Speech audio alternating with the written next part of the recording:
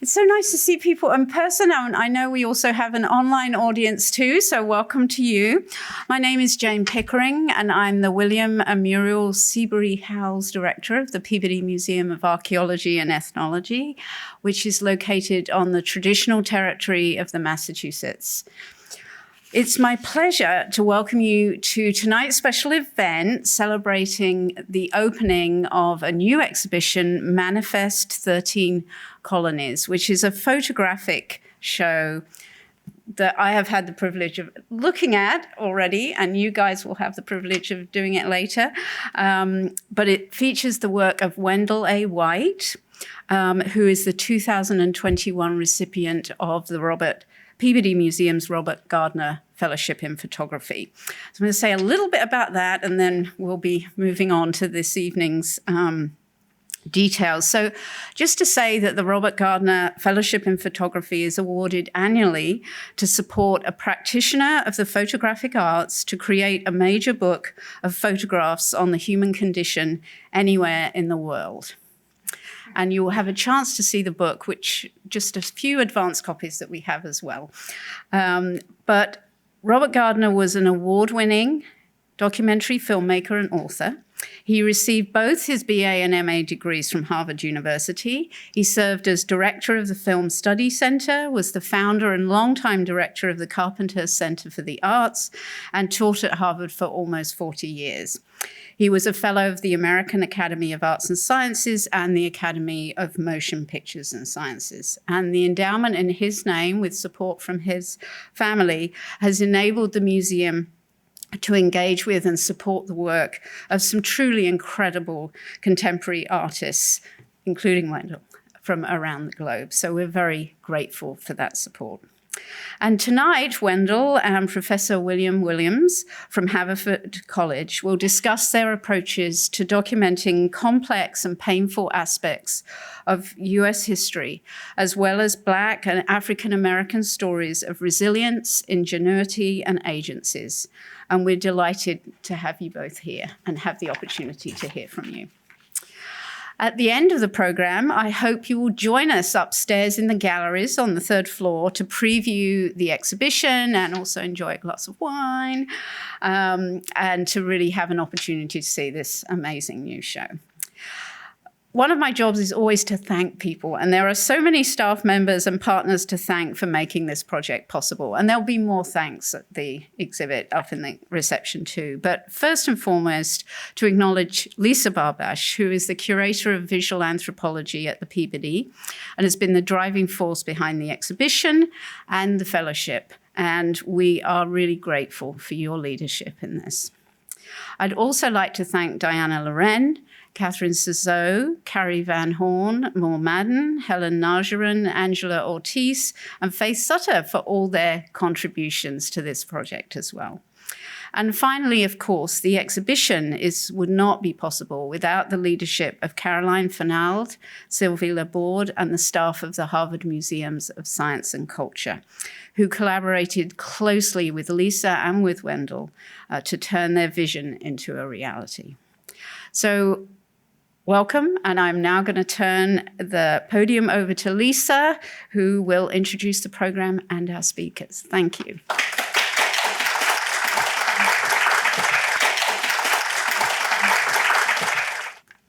Good evening. It's nice to see a lot of return visitors and to see some new faces here.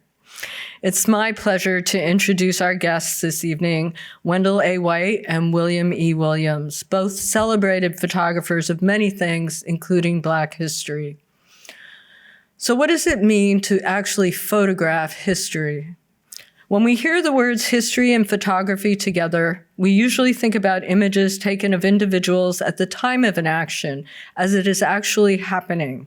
This is what I'd call documentary photography, images which become both a record of and a part of history as they are taken. But photographing the past to reveal something that was perhaps never photographed and has already transpired is another challenge altogether. Both Wendell and William take up that challenge by using their photographic practice to evoke, interpret, and represent history. How they do this, what they photograph, how they contextualize their images, and what choices they make about composition, focal points, color or black and white, digital and or analog technologies are all a part of their art. As you will see in the images I will show you in a minute, as I read their biographies, each artist makes very different choices in how he photographs history. At the risk of oversimplifying, while Wendell's work focuses on relics and belongings, William turns his gaze more toward place and architecture. And by making these and other photographic choices, they both remind us that history is not just something that has already happened, but it is also something that lives on. So I will show you, give you a little bit of taste of what you're going to see this evening by starting with a few images of Wendell as I give you his biography. Born in Newark, New Jersey, Wendell A. White was awarded a BFA in photography from the School of Visual Arts in New York and an MFA in photography from the University of Texas at Austin. White is currently a distinguished professor of art and American Studies at Stockton University in New Jersey. Wendell's awards and fellowships include an Honorary Doctor of Arts, Oakland University, the Robert Gardner Fellowship in Photography, a Guggenheim Fellowship, fellowships from the New Jersey State Council for the Arts, and grants from Center Santa Fe and the Graham Foundation. Recent projects include Manifest 13 Colonies, which is what you're going to see this evening upstairs, Red Summer, Schools for the Colored, Village of Peace and African American Community in Israel, Small Towns, Black Lives, and other work. Turning our attention now to Willie Williams, who is very graciously, although a wonderful photographer in his own right, he's going to have to cede the spotlight a little bit more to Wendell. We'll see how that works out, right? William E. Williams is Audrey A. and John L. Dussault Professor in the Humanities, Professor of Fine Arts and Curator of Photography at Haverford College in Pennsylvania. He received an MFA in photography from the Yale University School of Art. I'm giving you a little bit of time to read the captions. His photographs have been exhibited at the Cleveland Museum of Art, George Eastman House, Museum of Fine Arts Houston, the National Gallery, and the Smithsonian. They are in public collections, including at the Philadelphia Museum of Art, Baltimore Art Museum, Brooklyn Museum, Cleveland Museum of Art, and the Metropolitan Museum of Art in New York. Williams has been awarded a Guggenheim Fellowship, an NEA Fellowship, and has been a Pew Fellow, among other honors. I got one more. Here we go. So I'm going to leave this up as I invite Wendell White to the stage, followed by William Williams.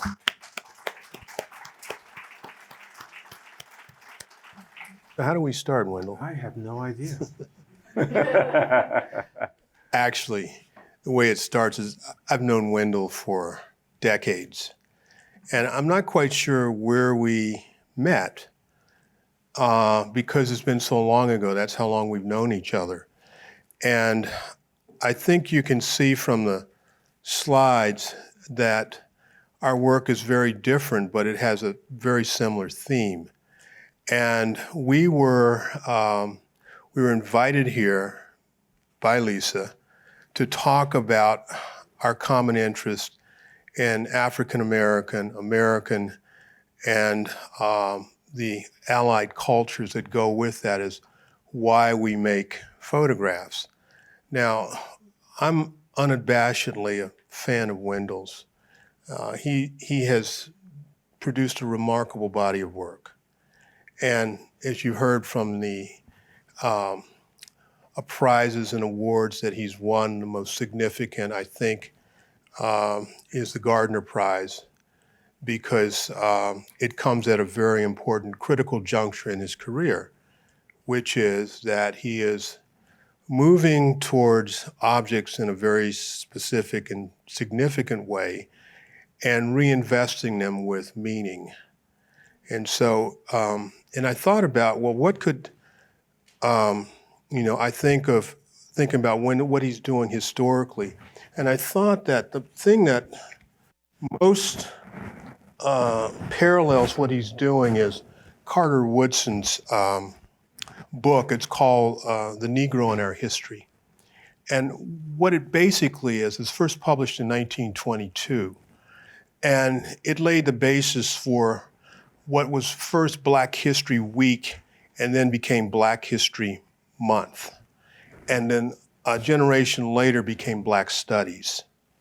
And Woodson was the second person to receive a PhD from Harvard in 1912. Of course, the first was W.E.B. Du Bois. So for a person of color and an exceptional scholar was Woodson, as well as an activist, as well as Du Bois. And that action was manifested itself in this book, which is very approachable, and it has the essential information that you would need to know about the Negro. And I love the title, The Negro in Our Culture. So there's an equivalency there. And not only is it an equivalency, but he gives you the facts from the very beginning to the end. And I think in some extent, that's exactly what you get from Wendell's work.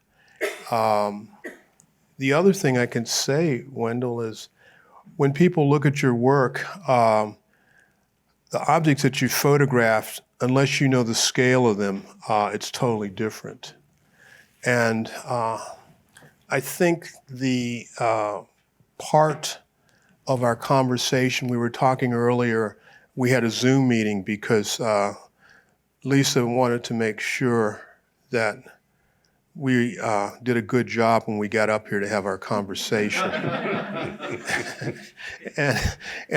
And one of the questions was like, how's our work different? I've already said one way of how it's different, but it's the same.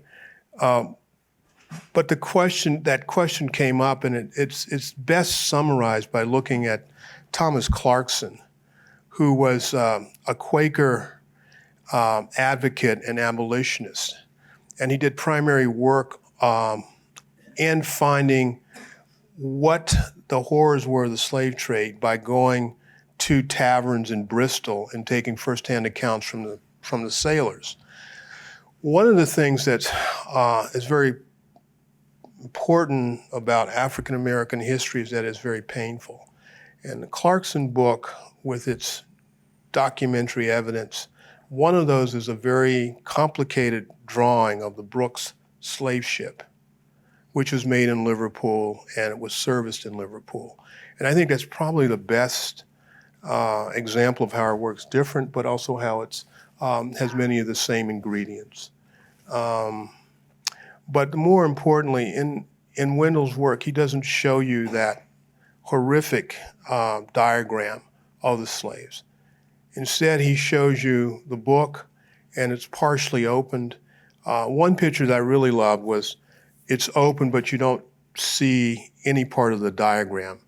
You just simply know that that's what it is, and you'll know what it is because of the caption. So I think that, it's very much the works are powerful in themselves, but once you have the context for what they are, they become even more so in terms of probably, depending on where you're thinking and where you're situated morally, they have the capability to open up a whole series of personal and ethical questions. So I think that's what I would say to you about your work and what it means to me and what I've gotten out of it. And what I've gotten out of it really is also your friendship, which is probably as important as having an artistic practice, is that the friendship has meant a lot. And we worked together at SPE when it was falling apart. And then, When was it never not falling apart? well, right? it was really, when we were involved in it, it was really falling apart, and slowly brought it back to some sense of renewal and sustainability and being important to photography educators. So Earlier today, we had also talked about the fact that you had been at that location in Liverpool, where Clarkson met and talked with soldiers, and those are some also that is a place that you had photographed, and so that was another connection. Some of the images that you're seeing on the screen right now are all images of the Clarkson book that exist in 2 different volumes, so they're not all the same book, and certainly different editions. And what happened to me was early on in the project, I came across this book in the collection, actually, that was held in Salem, New Jersey. That came from the Goodwin sisters, who were Quakers and abolitionists and ran an underground railroad site in New Jersey. And one copy of the book was in the historical library collection. And I made a photograph for a project that we were working on that was apart from, it was really more of a landscape project, but I wound up making this photograph of the book.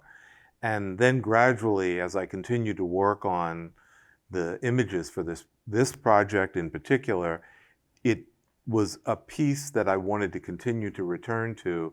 And it seemed important that so many different people had collected this book, and it had survived and ended up in archives in different places, and every one has a different appearance. I mean, there are hardly 2 of them that I encountered that had the same appearance. And so all of that was a way to underline one of the things that I've been looking at in terms of the experience of encountering archival material, which is the degree to which history and time transforms the objects that we're looking at. And this was a wonderful way to sort of underline that, because here were these objects that were ostensibly similar at one point in time, and some of them a little bit different, and the way in which they all sort of evolved in different ways over time, depending on the way in which they were kept and maintained and handled over time. So it just became a very important way of thinking about the story.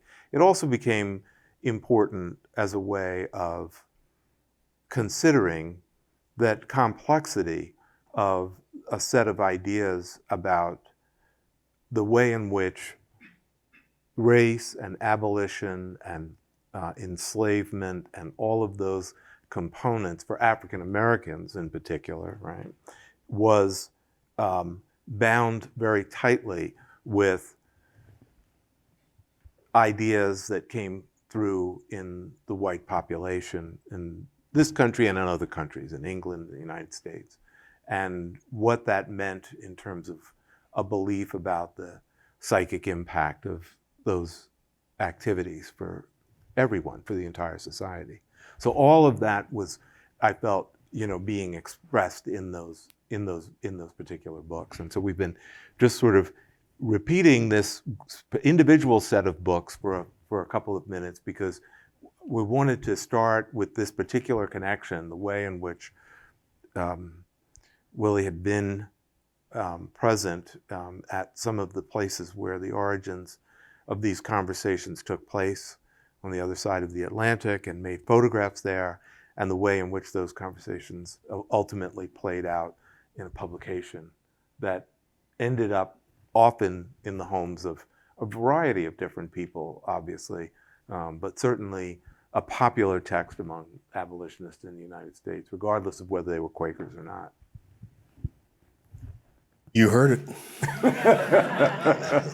It's like, so I think, are we going to continue? Yeah, and so maybe we can switch over to the other images just so that you have other, but we're not going to stay so tightly attached to the images at this point forward. But we thought this was a wonderful point to just sort of make that connection between us. The other part, obviously, that has even been brought up in the introduction is the degree to which we have both looked for the residue of Black life in America and beyond, in your case, without making photographs of the faces of different people. And maybe you'll want to start with how you do that. Well, I guess I have to go back, and you'd have to know that my early work was about what my present work looks like. And then it took a dramatic change where I photographed very consciously high society and the demi-mode. And I was very interested in how people behaved at parties. And so I photographed that for about 12 years. And at some point, I felt like I'd come to the end of photographing people at parties and what all that represented. And about 1984 or 85, the monuments at Gettysburg started to be refurbished in anticipation of the 150th anniversary of the battle. And so I started going to Gettysburg and photographing the monuments. One thing that's very important you have to know about my particular biography is that early on I came under the influence of Walker Evans as a college student. I was introduced to his book, American Photographs, by one of his colleagues, a woman named Sylvia Saunders. And I was born in Mississippi, and I grew up in Ohio. And the part of Ohio that I grew up in was the Connecticut Western Reserve. And Walker Evans photographed in New England, and he photographed in Vicksburg. Some of the most memorable pictures that he made were in Vicksburg. So those environments, both of them were ones that I grew up in. And so when I saw that book, it connected in a lot of different ways. And eventually, when I started photographing at Gettysburg, the movie Glory came out. And way back when I lived in Boston, I lived on the backside of Beacon Hill, and I worked at the Boston Public Library, so I'd always go either walk down to the BPL in Copley Square, or I would take a subway. So I always went by that monument. And I bought a book called Latest Laurel by Lincoln Kirstein. And it's a book about the 54th Massachusetts and that monument that's on Boston Common. And I read the book, and I saw the monument, and at some point, I made a number of pictures of it, most of which I've lost, and I continue to look for them. And I remembered that book in 1989 and the 54th Massachusetts because when I was at Gettysburg, I didn't see any monuments to any Black people there. There was nothing. And I wondered about that because there was a book, and the book and then the film. And I said, why isn't there any pictorial representation of this? And that's when I started, because there's this great void. There was no pictures of battlefields of Black soldiers or any of that. And that serially led into a number of projects after that. First of all, the Black Civil War soldiers, Unsung Heroes, was published in 2007, but again, it was about a decade of work photographing Black soldiers. And then that led into the Underground Railroad, and eventually that led back to slavery. The visuality of slavery. And that's been how it's worked for me serially about filling in these voids. So if you know Walker Evans's work, you know that it's silent, but it's only silent in that it presents you with a paradox, that you're looking at something that doesn't exist or will exist or did exist. So you simultaneously traveling in time. So the pictures that you saw earlier, the ones in England, and then the ones that I'm doing right now in Old Lyme, Connecticut, of slavery that happened, or enslavement places that happened in the 1700s and the 1600s in New England. So that's a part that I don't think many people are aware of, that what slavery was like in New England, what it was like here in Massachusetts. And so as an artist, I started looking at that. And that's how I came to photograph, or been photographing what I've been doing now for decades. So that's how I got into decades. How did you do it? How did you get into that? Interestingly, in a very different way, but also I had a seminal project that was, and Lisa referenced it, was the Small Towns Black Lives Project, in which I concentrated on Black settlements in the southern part of New Jersey.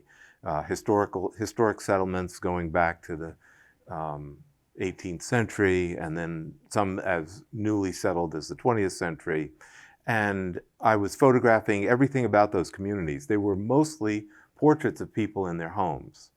And also in civic settings and activities and a range of different things. But in the process, there were a number of things that came up, artifacts that became part of the project, the importance of schools in the community, what had been left behind in the segregated schools. And so that project becomes, and also I spent about a dozen years on that project. And that project then becomes a kind of seedbed for all these other projects. So I began first coming out of this experience of talking to people about their segregated schools, the complexity of the segregated schools within their community, and that led me to thinking about what was left behind. And so that became a landscape and architectural project that stretched from the Atlantic Ocean to the Mississippi River, but always in the north, and always looking at what was left behind of these schools that had once served the segregated school systems in the states, New Jersey, Pennsylvania, Ohio, Indiana, and Illinois. And in that process, it evolved gradually out of these conversations that I had during Small Towns Black Lives. Also during Small Towns Black Lives, there were artifacts that I was coming across, remnants of cemeteries that had markings of U.S. colored troops. And in fact, the first project that I did that led me into the archive was a small set of 4 or 5 headstones in what is now an all-white community. But those headstones were marked as USCT. And so at the time, I hadn't really done any archival research, and it was before any of that material was online. This was 1989, 1990. And so it led me to a trip to the National Archives to pull their veterans folders to try, and locally, nobody really knew the story of the community that had once been there. There had obviously once been a community there that had disappeared. I discovered that it pretty much died out around 1925, somewhere in the 1920s, 25, and then finding these veterans folders and all the different affidavits that had to be put into them in order to get veterans benefits helped me construct the story of the community. And then that led me to other archival material. This was also, by the time I was really working on this was also the beginning of my interest in web-based work. And so one of the things that led me to was thinking about how can I share this material with people that's not part of my exhibition, that's not part of the work that I make. And so that led to, at first, a website called The Cemetery that then evolved into Small Towns, Black Lives, which is, I have sort of frozen in time at 2004, I think it is. Yeah, about 2003, 2004, somewhere in that range. And we've sort of done some modern tricks underneath to keep it so that people can still look at the site. So the technology that we were using then, was causing it to break all the time. So we fixed that. But I've preserved it there because I wanted to hold on to this idea that what I was looking at were these historical documents, and these documents were telling me the story. So I wanted to say, okay, these are the stories I'm writing and adding to my photographs, and these stories are coming from these archival documents that I was looking at in the National Archive and in the local surrogate's office, and a range of different ways in which I started to put together the stories. And they were, and some of that probably was, thinking of influences, some of that was probably partially influenced by things like Wisconsin Death Trip. And we talked about Wright Morris earlier, and the influence that the work of Wright Morris's work of images and text side by side, Roy DeCarava and Langston Hughes' images of images and text side by side were things that were deeply influential. All of that Small Towns, Black Lives project was a pairing of image and text throughout. And the archival work eventually winds up influencing and sending me back into public archives to look at a range of other things besides documents. And so I began looking at other kinds of material. I actually started this project. I intended to do a landscape project. I was a visiting faculty member at Rochester Institute of Technology for one semester. And I thought I was going to work on a project about the founding of the Niagara movement in Buffalo and the meetings that took place on the Canadian side, and start looking at that landscape. I came across information, and I photographed the gravesite of Frederick Douglass in Rochester and was looking at a lot of Frederick Douglass material, went to the University of Rochester and discovered that they had a lock of his hair, and the first book that he ever bought after becoming free of slavery, and it's inscribed with that narrative to his son. So the power of those objects caused me to totally abandon the other idea and decide that I was going to continue searching out those kinds of objects. And I spent the rest of that time frame in upstate New York looking at different collections, at the slavery collection at Cornell, small historical collections like Jamestown, and everything sort of in between, a range of different upstate New York collections in the burnt over district. Yes. Can I go interrupt you here for a second? Course. You used a very interesting word. You said when I went, I had to go to the National Archives and reconstruct who these people were that had USCT on their gravestones. Right, their stories, yeah. And USCT stands for United States Colored Troops. In the Civil War, it was very contentious to have black soldiers fight for the Union.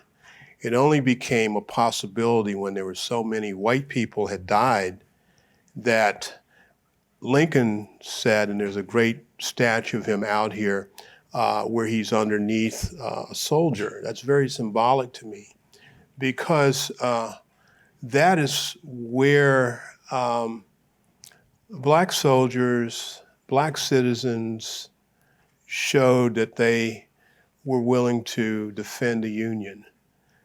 The only problem with that wasn't the first time that black people defended the Union.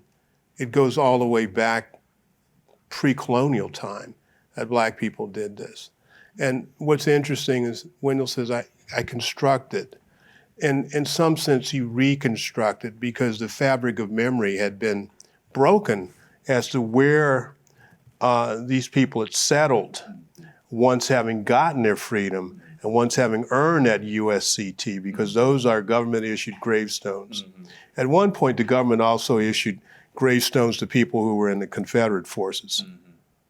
So, Right. you know, it's Right. Right. so this is part of the, I think, the paradox of being an American. There are things that are necessary for all of us to exist as a republic. At the same time, there are forces pulling us apart. And his work and my work identify some of the missing pieces, but it's more than that it's missing. What we're also saying is that it needs to be there. So constructing the past is reconnecting. It's restructuring. It's a redemptive process. I think if it was all about just going out and finding out, gosh, somebody didn't do this or they didn't do that, you couldn't do the work. It couldn't be sustaining over decades. And one of the reasons that it takes decades to do this is simply because there's such a void. And this work, one of the things besides us having the same initials, WW, is that we're also in the same Guggenheim class. So we received Guggenheims in 2003. And I didn't receive a Guggenheim because I was doing party pictures. I received it because I had started looking at and trying to recover the places where Black soldiers had fought. And this is the official parts of the rebellion. You know, it's the history of the rebellion. Like Star Wars, like George Lucas says all those things about the rebellion. Like that all comes from the Civil War. Those you could like just lift those titles right out of the history of the Civil War. It's called the history of the rebellion. And so that's been a big quest, is to fill in those silences. And I think after 20 years, that is starting to happen, that we're all here. And this marvelous show that's happening here at the Peabody is part of this thing that's happening. At the same time, we also know what's happening in our general politic right now. And that's overlaid by this other thing. So I would like to stay on the positive side and say that we're trying to make room for a larger conversation. And this is where art, or what artists do, is important, that we deal in reality, but we also deal in reconstruction and fabrication of necessary facts. And I think that's important. That's an important role that we play. And in a way of talking about the Peabody and talking about the Guggenheim Foundation and some of the other foundations that have supported this work over the years, that's where it gets to be these places, these entities, and that you're all here today. This is very important to our civic discourse. This is what makes us who we are. So I think, again, it's just necessary work. It's what is it that John Lewis said about it's good. Good trouble. Good trouble. We're good trouble agents. It's good trouble. And it's so interesting that John Lewis, he came out of those schools for the color, the Rosenwald schools. I mean, most of the people that are involved in the civil rights movement in the 1960s, products of segregated school systems. But someone made them aware of the Negro in our history. This particular volume that I have, I really treasure this because this is deaccession from a library in Wyoming. I mean, that's the difference between Wendell and myself, is that he wants to go to an archive and photograph these things. I want to collect them. Right. So, but my collecting has become very esoteric in that I like collecting Like, this is not actually a collectible book because it's an ex-library book, but it's collectible to me because somebody out in Wyoming read this thing. But I also have another copy. This is the 4th edition. I have a copy of the 1st edition, 1922, and it also came out of a library. It came out of the library in Bridgeport, was deaccession. But in that book, it's got all sorts of pencil marks about all kinds of salient facts. So I know that in Bridgeport, the people that were looking at this book, they were getting essential facts about African American history. I don't know if they were African Americans or not, but somebody really marked that book up. But they did it in a good way. They just did it in pencil, and it's very legible. And so I can look at these two books, and the other difference is that this one actually is all in one piece. That one from Bridgetown, it's like falling apart. And so that's one of the things that I'll do is I'll get the book conserved so it'll be good for another 100 years. Maybe someone else will, like use it so much that it breaks down. So I like that kind of thing with a book or with some of these objects where they actually have the wear and you actually can see where it was used. That's a very important thing. And then eventually was tossed.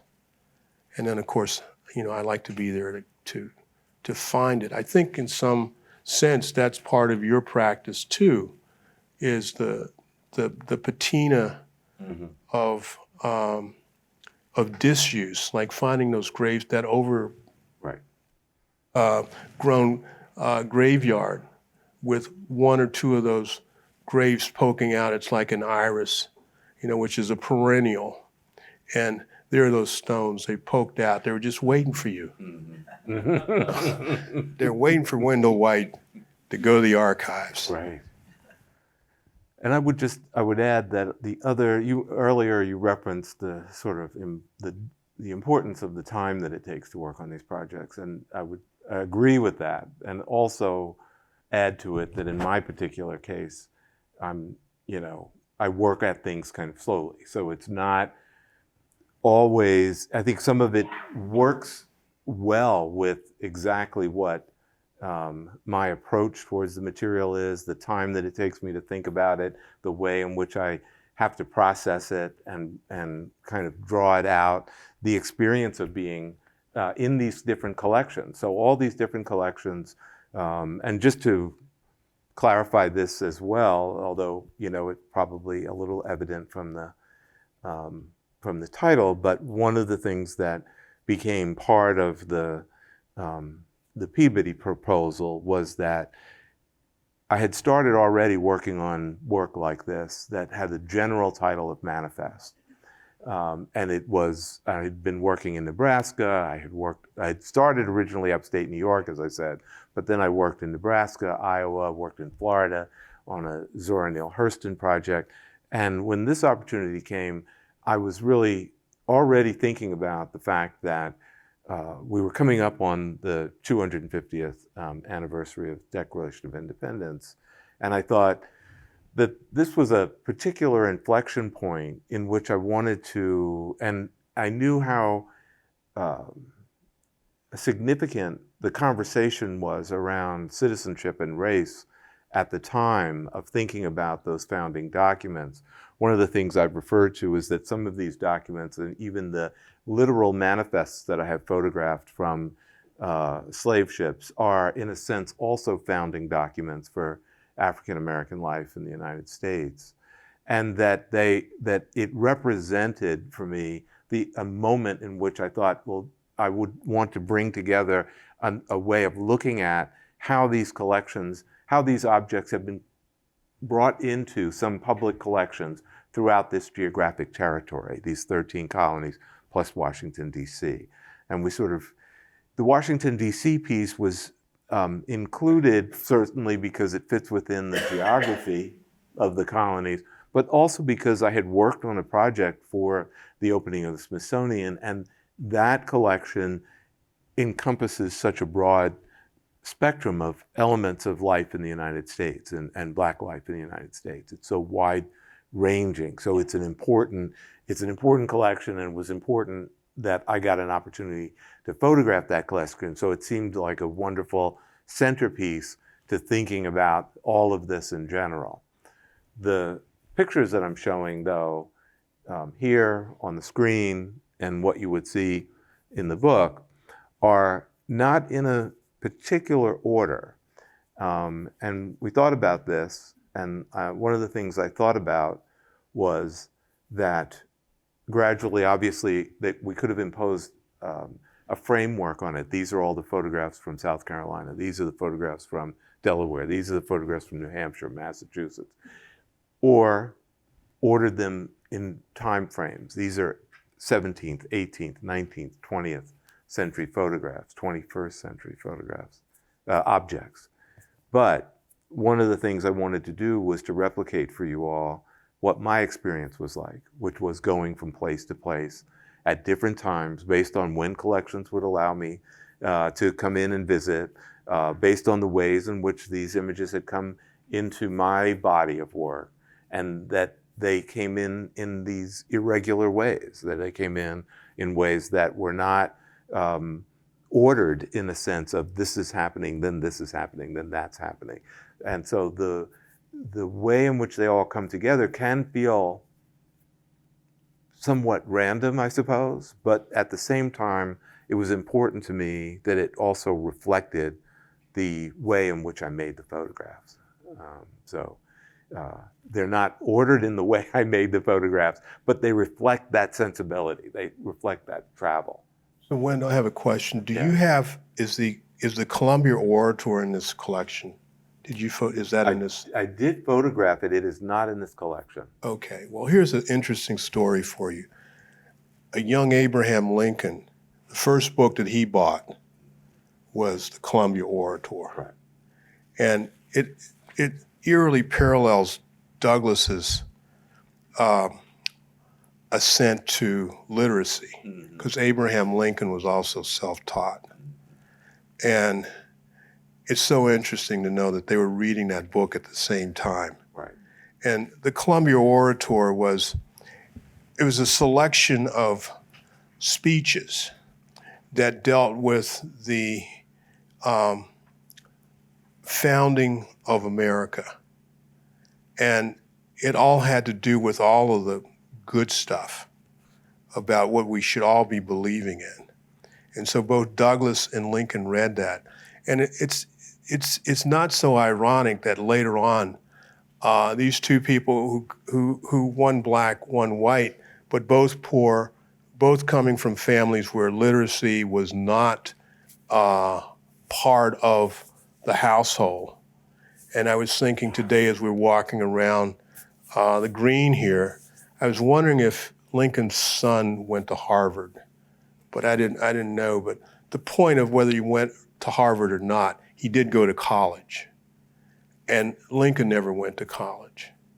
And the same thing with Douglass's sons, his descendants, they all went to college. So that story of like how you become, from the backwoods to the White House and then beyond to become a plutocrat. Well, Frederick Douglass traveled that same road with the same book, and they're both great Americans. And I was just thinking about that as you were saying that lock of hair, rather than looking at Douglass's landscape, was instead to look at his hair and to look at that book. And that gets to an interesting story about archives, and we were talking a little bit about this earlier over lunch, is what, do archives really tell the full story? Or are they a reflection of our own imperfection, what we collect, what we remember, that you went into that archive and you said, I'm gonna photograph this book, I'm gonna photograph that hair, and that's gonna become a whole series. That in itself is a reclamation project, and that you are creating a new narrative, literally a new narrative. Absolutely, and it is that it is exactly that experience of going in and thinking about, and in many of the conversations that I've had with people in the archives, it is so fascinating to know that the material that comes in such haphazard ways, right? Some of it is the collection going out and seeking, particular material. And it's not to say that every, archive is just the random stuff that people put in there, but a lot of them are, especially a lot of the smaller ones, are dependent upon somebody in the community saying, well, we've had this material and I'm going to give you this material. There's the Douglas sewing box at the Nebraska State Historical Society was, given to them by the woman who had grown up in the Douglas household and then settled in Nebraska, and had brought all these mementos from her life that overlapped into the Douglas family, and then passed it into that particular archive, so far from where her life really started. And so that's not necessarily an object, and it's a very rich collection of objects, but it's not necessarily one that archive might have gone out to pursue. It's something that came to them, and I think that is the kind of fascinating experience that I have as I go from one collection to another, as things come in. I recently was talking about visiting the collection at Brown, and just before I came in, this piece of linoleum came in that had been part of a promotional piece used by the Black Panthers that had been stenciled on, and just this remarkable way in which these objects and this leapfrogging of moments throughout history, and the hope that I have that gathering all those things will, in a sense, it will make sense. And I think that it has started to at this point. I feel a sense of cohesion in the book project. I feel a sense of cohesion in the exhibition and the body of work that we've created.